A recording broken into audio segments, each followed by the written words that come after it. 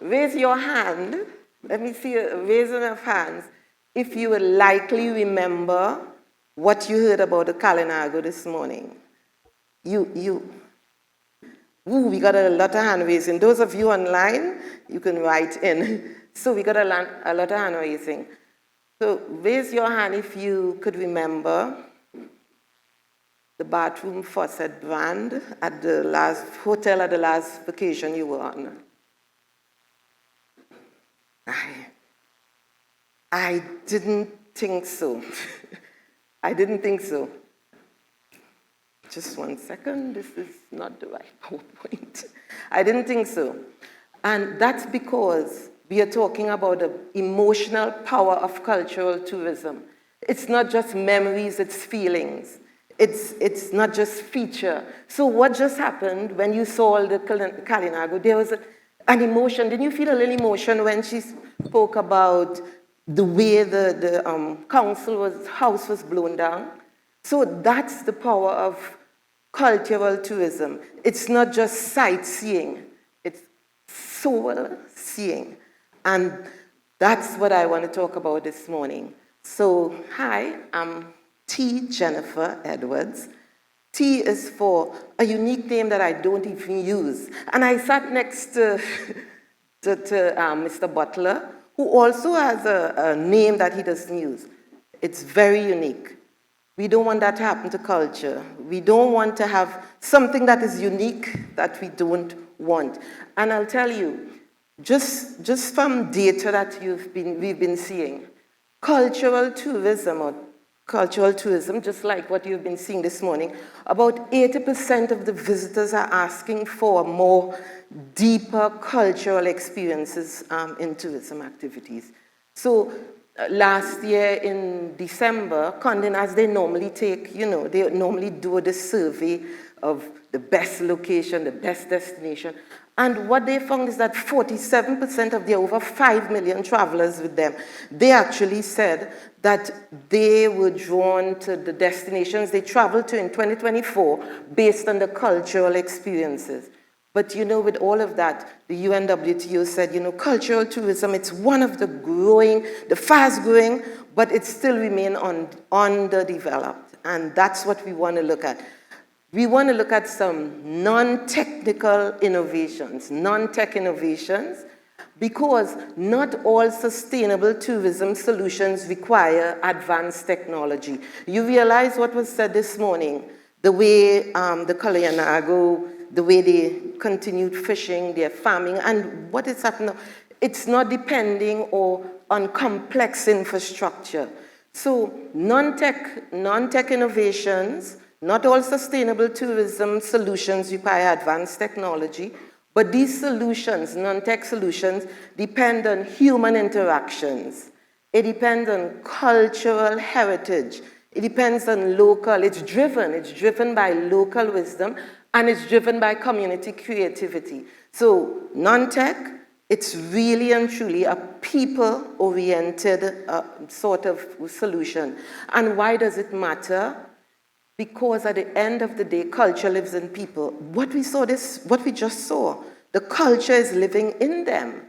The culture, basically it's part of them. Culture lives in people, the places, and the shared stories. What was stressed by Chief Stanford this morning is the stories, the shared stories that you have. And one of the characteristics of the non-tech innovations is that they're really human-centric. It's culturally grounded because it's based on traditions, and you know what? It's sustainable by nature, just by the very nature, because you're depending on culture, you're still looking at your cultural and social resources, you're still dealing with empowering, and you're still dealing with funding. So, and the good thing about non-tech, why it also matters, is because it's very inclusive. These sorts of innovation, they are inclusive, they're affordable, and they're sort of scalable across all of the islands. And that brings me then, how could we sustain all these soul-feeling experiences? What do we have to do? And you know what it calls for? It calls for us to go back in the box. You know, we talk about think outside the box. We want to go back in and be creative. We want to go back in and make use of what's in that box already, because we have to think about another way of engaging, another way of preserving. Basically, that's what it calls for, vision. It's more vision, creativity. That's what we are looking at. And when we are talking about in this going back in the box, we have to go back in the box and think of what culture is. And I want to just bear in mind, if we look at it again, remember, everything is reviewing. When we go back in the box, what are we looking at? Two sets of culture. Culture, we have the tangible and we have the intangible. And we need both of them for sustainable tourism, for the authenticity we need in the Caribbean. The authenticity of the OECS, we need both of them. And what are they? Heritage sites and monuments. So we have the fortress right here in St. Kitts. That's a heritage site, yes, and one of them. We have historic towns and buildings. I think we could say that the Nelson's Harbor, that's in Antigua, that's a historic town. And we have historic buildings in St. Lucia. I think Montfortune, that's a historic buildings area. We have traditional handicrafts. We just heard that Kalinago, they have the handicrafts and the baskets that's out there. That's tangible. You can actually see them. You can feel them. And then we have museums and artifacts. So we have Pigeon Island has a museum and interpretive center. We have that as well. So those are the tangible. Those are tangible things that we know and we know. The Condé Nast said that 47% of their over 5 million travelers said that they browsed through some sort of museum on their last trip. So those tangible are very important. But what we have to do with them, we've got to make sure that we protect them, conserve them, restore them. And then the intangibles, the one we can't see, the handed down. Just like Chief Stanford just said, they had to hand down these stories. So the handed down stories, you're talking about the traditional ecological knowledge, how you farm the land, that's innovation. That's innovation that's not requiring complex infrastructure, how they farm the land. But these stories are going down. So oral traditions and storytelling, very, very important. And then festivals and rituals. We think of festivals, Carnival. We have these festivals, but it's even beyond that. Then we have traditional cuisine. How is all of that coming in? Traditional cuisine is helping sustainable agriculture, food security, all of that is playing in there. And then the beliefs and the healing practices that we have, bush medicine, all of our beliefs. And what these need is exactly what was just said, documentation, promotion, and intergenerational transfer, how you get that by documentation and so on. So that brings us to then the tech, the non-tech. There's a saying or a quote, if we are to preserve culture, we must continue to create it. Well, geez, how could you create, that's a saying, you think of it, if you're going to conserve it, and you think of how you would, what is your thought on that? So two things in terms of non-tech approach. The first one in tourism is that there's no more creative shift in terms of what you are presenting and giving to the visitors. It's relationships, it's relational, and it's co-creation. So one of the ways of preserving culture is creating it, and a key thing is that now you're taking tangible, all your tangible culture, turning it into intangible.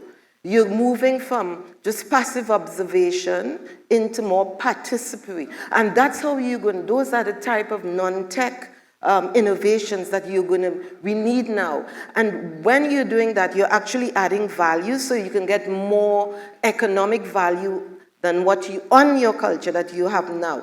And visitors are now looking for engagement, connection, and co-creation. So we have just a little example in Grenada, dancing the cocoa.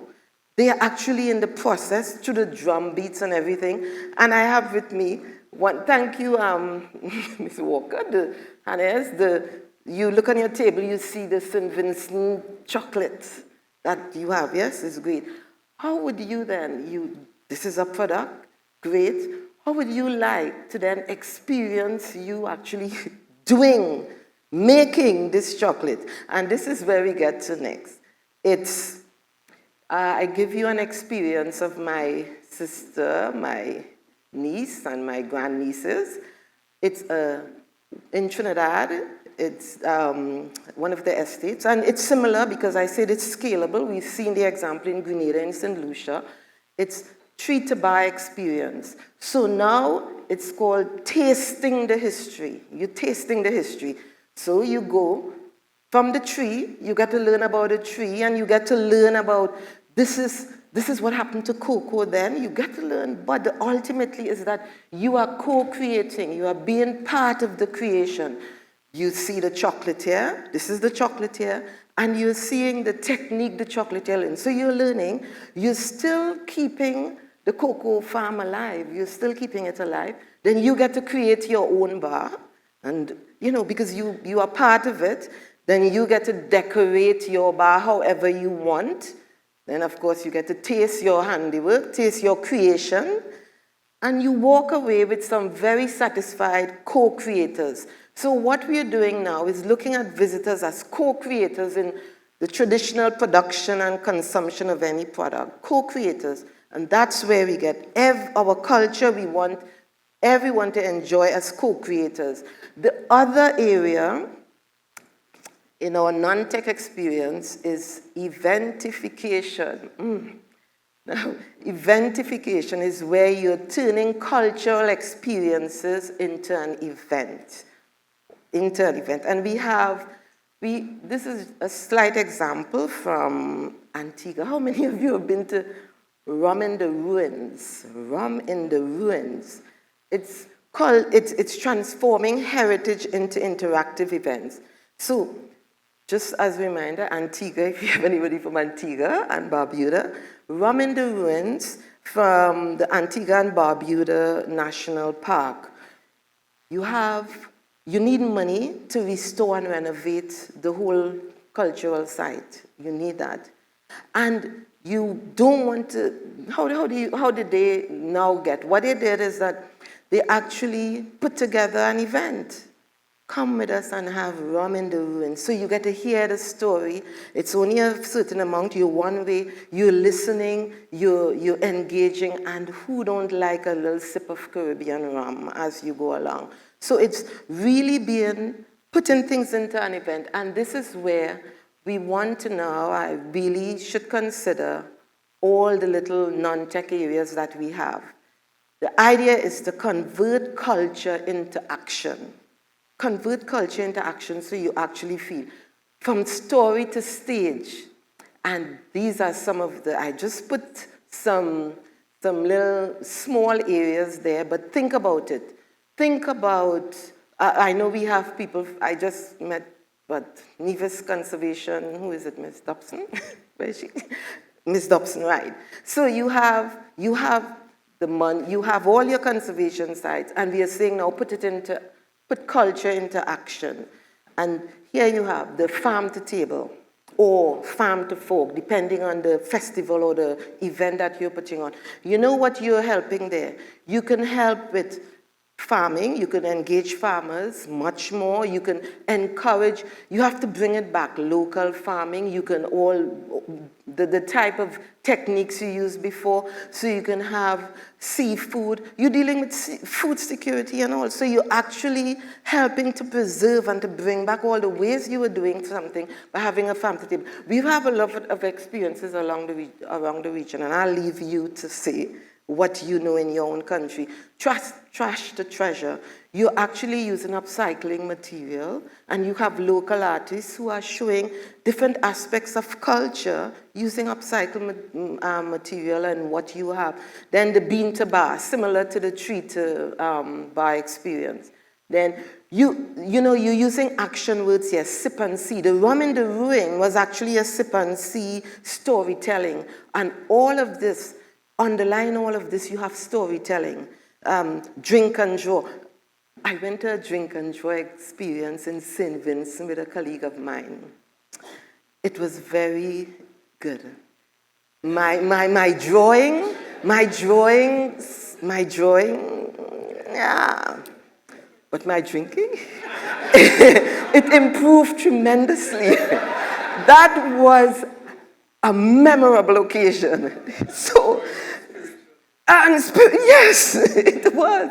So, you see, turn things into action, turn culture, and you still get to preserve culture. Remember the basic elements there of sustainability? You get to sustain culture, you get to bring more money into more economic power, economic growth into the destinations you are. So you have everything, and you realize a lot of these tea and talk. You're sipping on local teas. You're seeing how to make local teas. You're hearing where the love vine, all the different types of bush you have, and you're getting the stories. So it's exactly what Chief Sanford was talking about with the Kalinago. The storytelling is very important, and this is where you're adding value. This is how these non-tech approaches will bring money into the destination, increasing. And this morning when World Bank, what you're talking about, it's basically, let's review now, since 2021, what are we looking at? What are we looking at? And so these are chat and chill, dine and dance. Is there still quadrille in the region? Is still the quadrille dance? For you to be able to get these things and offer them into action, you have to actually create them, bring them back. So tourism is a way of helping to preserve culture, bringing things back, documenting stories, putting stories into action, and bringing additional funds in, passing it down. So you have all of those from stage to story. We know what events we have. We have Carnival, everybody knows that, okay. And even in that, in Carnival, next week, we have seen in Grenada, I think you had a zero waste section. Visitors get to a zero waste, so you actually, the kind of material you're using in that section, you still get to enjoy wine, but you're encouraging sustainability in Carnival. Upcycling section based on it. And so, this brings us to community-based tourism. It was mentioned already this morning. Do you know, to get all of this, to eventify and to co-create, it's best done at the community level. All of these, and I feature here, Miss Adams is there, the DPS from tourism in St. Lucia, and I just put St. Lucia because they actually have a community tourism agency. Ms. Adam, I put you on the spot. You can talk about that a little later on. They have a community tourism, and the tag they use is creating value in what makes St. Lucia unique. And here's what. You have all of the accommodation owners, because they are supporting and helping them. At the accommodation, at that level, you're bringing in. We talk about community. The type of visitors are now staying in Airbnbs in the community. So you see there's a whole shift since 2021 to now add. It was interesting this morning to hear that even the Airbnb's room count is much higher now than the normal accommodation, because the visitors, the trend, it's moving. So you have the farmer in the community, the agriculturists, so remember you can actually see agriculture and what was used then, it's coming back. You have the local artists, you have the artisans, you have done, everybody's in the community. I was in Jamaica working with a community group dealing with community-based tourism, and they had to do like a little inventory of everybody in the community. So everybody in the community came in to say what they are doing. And then I looked at it, yes, accommodation, fishermen, farmers. I thought, great. And then I saw nail technician. And I like, okay, nail tech. We need visitors who you could paint nails to, something. How do we get you money? And the whole idea was, okay, you have sip and see, we have nails at night. A nails at night experience. Visitors come, you see the creativity of non-tech. Nails at night, okay, come to us in the night. Go enjoy Jamaica. Come to us in the night. We could design where you went this morning on your nails. We can drink, everybody liked the drink. drink some traditional wine. And traditional wine, come on, you all people, come out of the drink traditional wine. You know, you can drink wine, have your nails done, paint, nails at night. So I thought, great. And this was a young lady with about 2 kids. And so you actually get at a community to engage everybody in that community, get money coming into the community just by turning culture, turning everything into action. And that's where you get, because we need tangible, we need intangible. You can't just focus on one. What makes any country authentic is a combination of both. And how do we then scale and sustain these? It's by turning into action. And then the other thing, green is culture.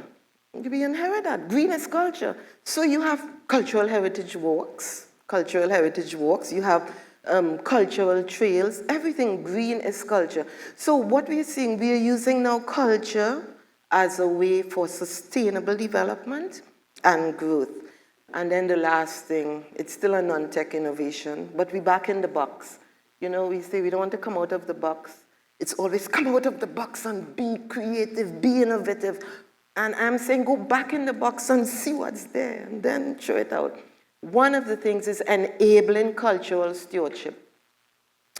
So how many of you have you could think of, you have a tourism policy based on heritage development. You have a cultural heritage tourism policy.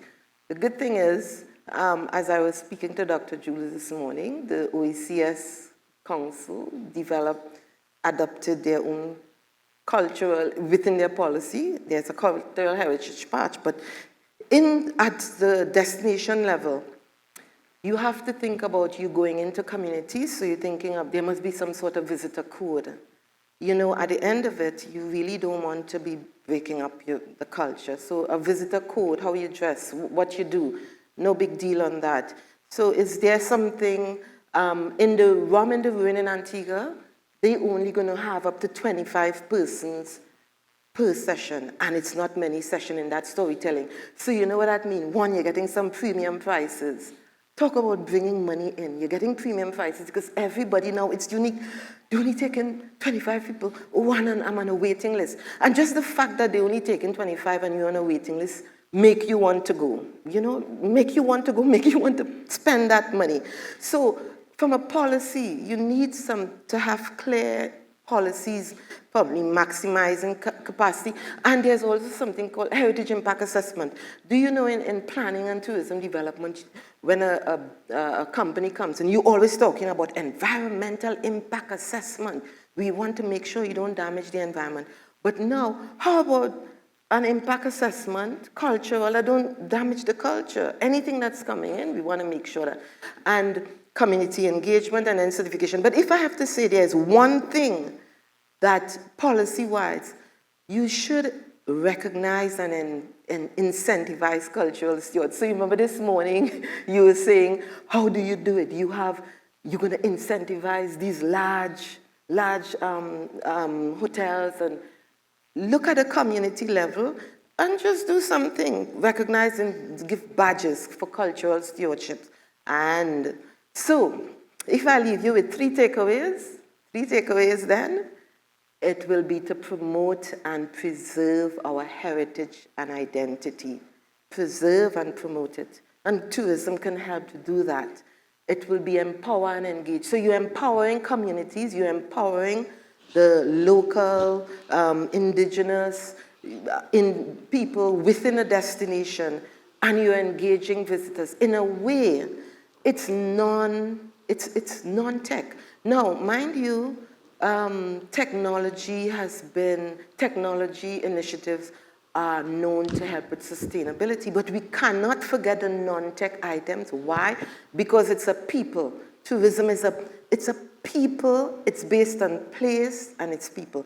So empower, engage, and the word we always hear, reimagine, reinvent sustainability as a cultural lifestyle, not necessarily a tech-dependent lifestyle, you know?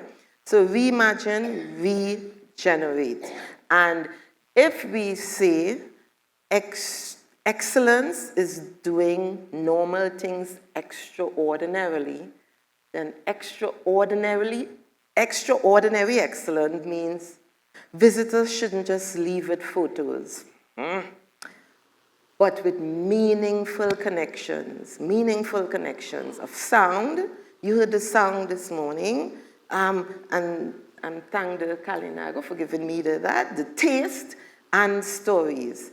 So in their soul, because that's where you get cultural connections. So thank you. Thank you, and let's keep cultural identity alive.